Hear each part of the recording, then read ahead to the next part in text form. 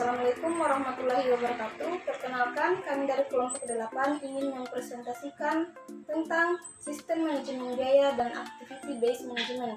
Baik, perkenalkan, nama saya Sri Wahyuni dengan NIM 190501020064. Dan perkenalkan, nama saya Etre Herman dengan NIM 190501020065 dari kelompok 8. Langsung saja, yakni yang pertama,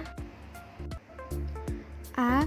Pengertian sistem manajemen biaya adalah sistem yang didesain untuk menyediakan informasi bagi manajemen untuk pengidentifikasian peluang-peluang penyempurnaan, perencanaan strategis, dan pembuatan keputusan operasional mengenai pengadaan dan penggunaan sumber-sumber yang diperlukan oleh organisasi.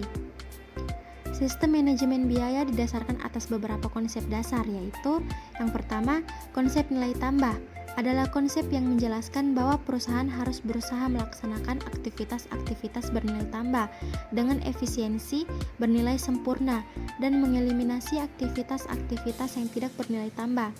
Yang kedua, konsep akuntansi aktivitas adalah proses pengumpulan dan pelacakan kinerja keuangan dan operasional mengenai aktivitas-aktivitas signifikan perusahaan dan penyediaan umpan balik antara hasil-hasil sesungguhnya. Yang ketiga, konsep biaya target adalah biaya berbasis target, berbasis pasar yang dihitung dengan menggunakan harga pasar yang diperlukan untuk mencapai pangsa pasar yang ditentukan terlebih dahulu. B.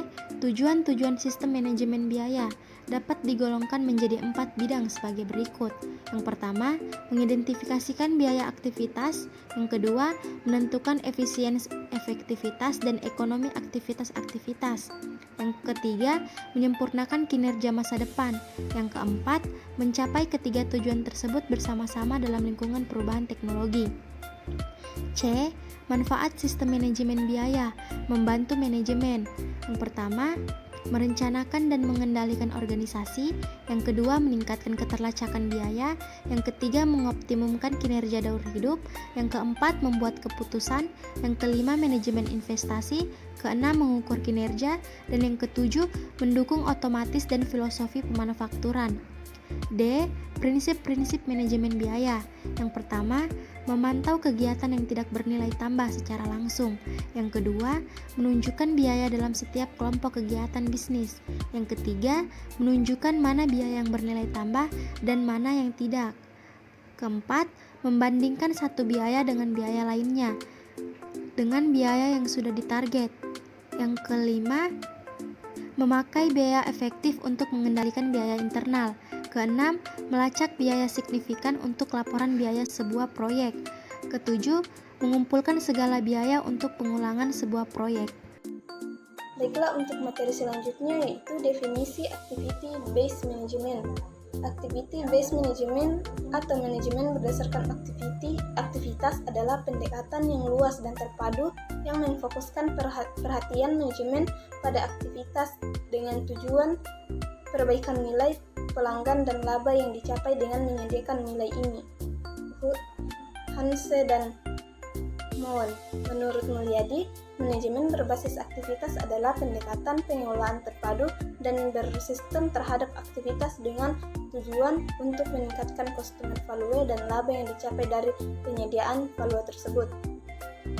Sedangkan menurut Supriyono, manajemen berbasis aktivitas adalah suatu disiplin atau sistem yang luas dan pendekatan yang terintegrasi yang memusatkan perhatian manajemen pada aktivitas-aktivitas dengan tujuan untuk meningkatkan nilai yang diterima oleh konsumen dan laba yang diperoleh dari penyediaan nilai tersebut.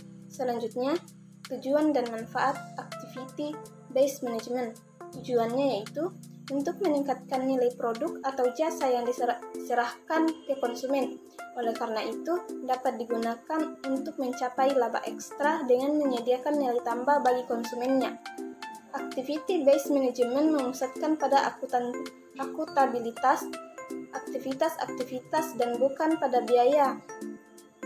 Aktivitas based management menekankan pada maksimalisasi kinerja secara luas daripada kinerja individual.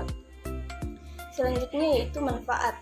Yang pertama, mengukur kinerja keuangan dan pengoperasian atau non-keuangan.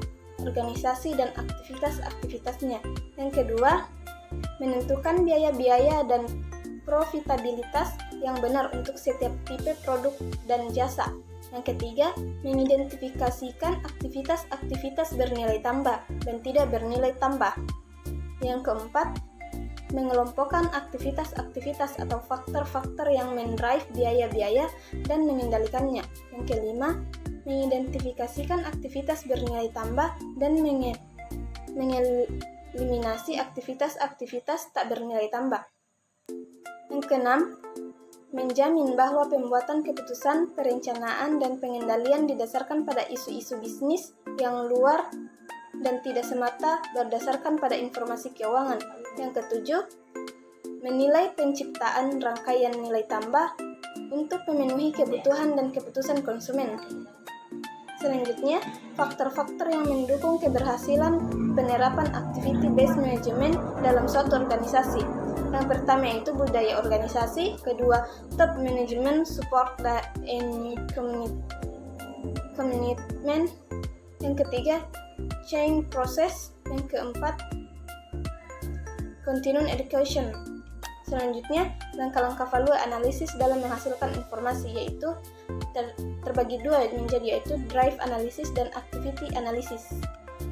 Mungkin itu saja dari kami.